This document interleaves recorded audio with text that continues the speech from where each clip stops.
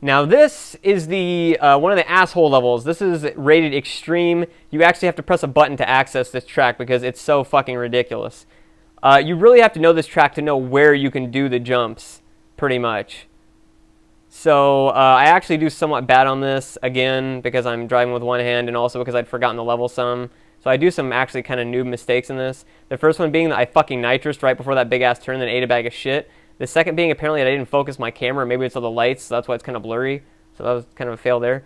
What you want to do in this is you want to time the jumps as you're going up the hills, or like that. And yeah, you get a huge-ass boost right here. I think I get a really big jump right here. Not here, I think it's the next one. I think the next one I get a gigantic jump off of. Yeah, right there, look at that. Fucking, you can even see like the level starting to like clip in off in the distance. So those were good, those were good ones. Again, I did a wheelie and a jump into the fucking wall. Very noob mistake. Don't know why I was doing that.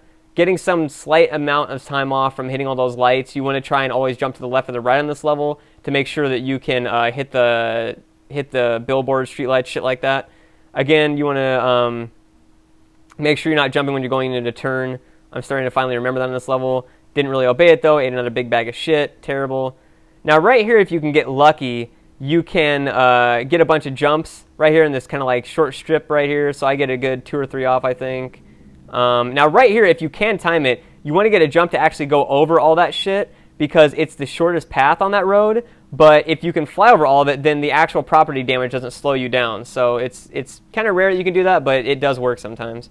Another big ol' error. Coming up to the end of the level, which is like fucking impossible to beat.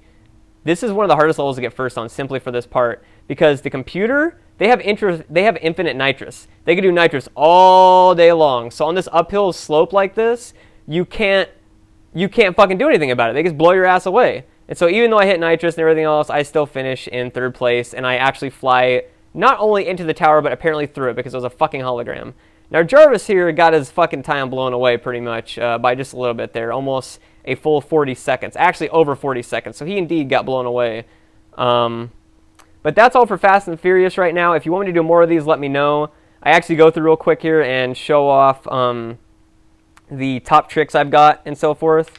And I try and kill the continuing here, and it goes. So fast times, you can, when you're not playing, you can press the button to cycle through the most stuff. Right there, most earnings, 50 million.